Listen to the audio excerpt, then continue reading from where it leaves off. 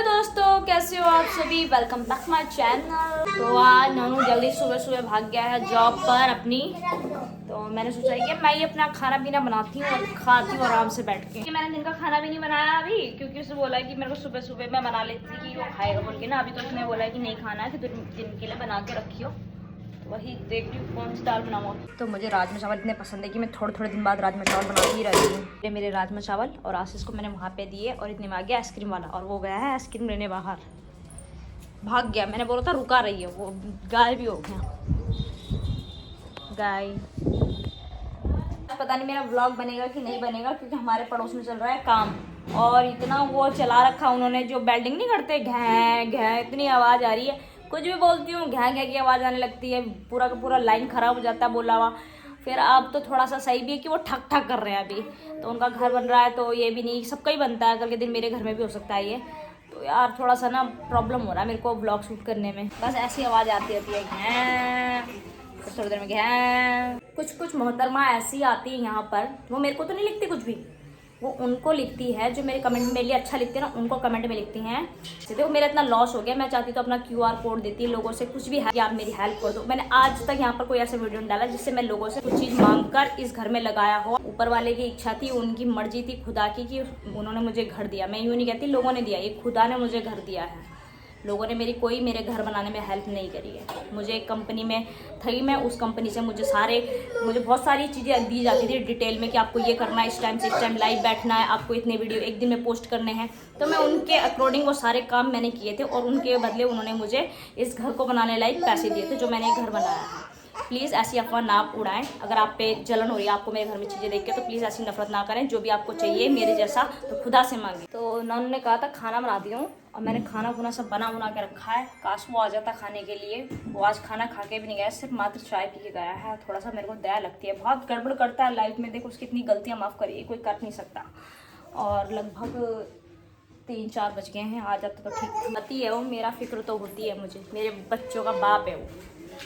और लोग कुछ भी लिखते हैं, मैं दूसरों के कहने पे फैसला लूँ इतनी जल्दी तो नहीं लूँगी, क्योंकि चीज़ें बिगाड़ने में टाइम नहीं लगता। वो होता है घमंड करके एकदम बिगाड़ दिया, जा तेरे से ये नहीं और तेरे से वो नहीं। ऐसा ज़रूर आता है मेरे मन में ख्याल, लेकिन मैंने इतना स्थिर कर लिया है कि वो जो भी कहता है मार खा लेती है, चुपचाप सुन लेती है। चुपचाप हो गई मेरी भी ज़िंदगी में।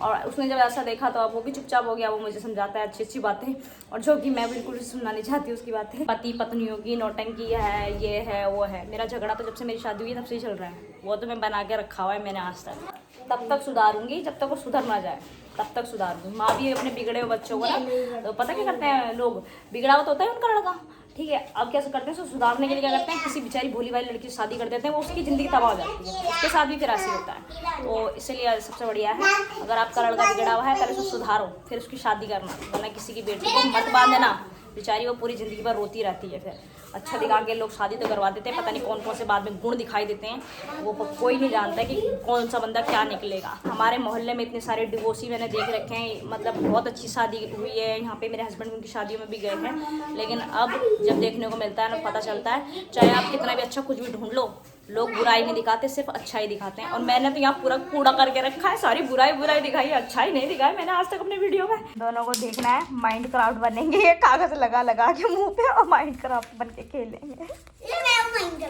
ऐसा होता है माइंड क्राफ्ट, बताओ दोस्तों, ऐसा होता है माइंड क्राफ्ट। आज माइंड क्राफ्ट बन गया ये ब्लॉक भैया मेरे को तो पता भी नहीं क्या चीज़ होती है। कुछ लोगों को मुझे समझ में नहीं आता। अगर उनको कोई प्रॉब्लम है तो वो मुझे मेरे कमेंट पे लिख सकते हैं। वो उन लोगों को कमेंट कर रहे हैं जो मेरे खुद के अच्छे दोस्त बन चुके हैं, जो मुझे अच्छी यहाँ पे सलाह दे रहे हैं। जाके उनमें कि निशा के बारे में अच्छा मत सोचो, ये ऐसी नहीं है, हम इसको तब से जानते हैं, तब से मेरे को बहुत लोग जानते हैं, जो उन्होंने मेरे को यहाँ पे भी सब्सक्राइब करा है, ठीक है, जो मुझे जानते थे उन्होंने मुझे सब्सक्राइब करा है यहाँ पर। लेकिन तुम जो अच्छे लोग होते हैं ना, वो अच्छी नजरें गाड़े रखते हैं, जो बुरे लोग होते हैं ना, बुरी नजरें गाड़े रहते हैं। शायद से तुम भी उस टाइम वहाँ पर अगर मुझे वीडियो पे देख रहे थे, तुम फेमस होना चाहते होंगे, तुम हुए नहीं, इसलिए तुम्हारे अंदर ना जलन था कि ये लड़की की वीडियो आ जाती है बार बार, ये लड़की की वीडियो आ जाती है बार बार। हाँ, ये बात होती है। मेरे हस्बैंड को लग रहा होगा उनकी वाइफ नाराज़ हो रही होगी, क्योंकि होली पे हमारा झगड़ा हो गया था ना, तो मेरे लिए ना फ्रूट लेके आ रखा बहुत सारे। और एक मेरा वीडियो मेरे गेट पे खड़े होकर अच्छा वीडियो आता है, इसलिए मैं यहाँ खड़े होकर ज़्यादा वीडियो बनाती हूँ। जब तक मेरा वाला बदलेगा नहीं ना, मैं उसे सुधारने में ही लगी रहूँगी। बस वो सुधर जाए, चाहे मुझे छोड़ दे, मेरे बच्चों को छोड़ दे, चाहे कुछ भी करे, लेकिन वो सुधर जाए, वो एक अच्छा इंसान बने, खुदा के पीछे चलने वाला। बस मैं इतना ही चाहती हूँ, क्योंकि वो वैसा ही मिला था मुझे, जब मैं उसे मिली थी तो वैसा ही था, खुदा के पीछे चलता था, उसको देख कर ही मैं उसके साथ आई थी। लेकिन अभी उसका जीवन गड़बड़ा गया था, लेकिन फिर भी वो अच्छा चल रहा था। 7 मार्च के बाद फिर उसने होली आई, सब तबाह कर दिया और मेरा विश्वास भी खो दिया। दोबारा तो देखो कहते हैं विश्वास नहीं करना चाहिए, तो अब नहीं करूँगी, लेकिन बस ये है दुआ कि बस वो सही चले, वही बहुत है मेरे लिए। कोई इच्छा या अपेक्षा मैं उससे नहीं रखूँगी। काफ़ी सारी चीज़ें उसने, हमारी लड़ाई हुई आपस में, तो बहस होती है तो हम एक दूसरे की गलतियाँ निकालते हैं। तो मुझे बता रहा था कि कभी इसने फ़ोन नहीं किया मुझे, और वाकई वो जॉब पे जाता है, मैं उसे फ़ोन नहीं करती, कभी कभार कर लिया, आशीष परेशान करता है तो, वरना मैं नहीं करती उससे फ़ोन। ये बात बिल्कुल सच है, क्योंकि उसने मेरे मन को इतना कठोर कर दिया था, मेरे को टॉर्चर कर कि मेरे को वो चीज़ याद ही नहीं आती कि मुझे अपने हस्बैंड को फ़ोन भी करना है। तो जब उसने मुझे कल परसों हमारी जो बहस हुई थी, उसने मुझे बताया कि ये मुझे फ़ोन नहीं करती है, तो मुझे लगता है कि मुझे उसको फ़ोन करना चाहिए, एक बार नहीं 2-3 बार तो करने चाहिए एक दिन में। तो मैं सोचती हूँ कहीं मेरे को फिर डांट ना दे, क्योंकि अब वो अच्छा है तो शायद मैं अब करूँगी तो डांटेगा भी नहीं, लेकिन पहले तो शायद मुझे डांट दे, वो कहता है कि इसी बात के लिए फ़ोन कर। तो सोच के ही करती थी मैं सारे काम उसके साथ। अब करूँगी, दिल से फ़ोन आगे करूँगी तो। मेरी आंखों में आंसू आ जाते हैं जब मैं अपने हस्बैंड को उसकी गलतियाँ गिनाती हूँ। मैं कहती हूँ तुमने मेरा हाथ पूरा पीछे को ऐसे मोड़ दिया था, मुझे क्या दर्द नहीं होता?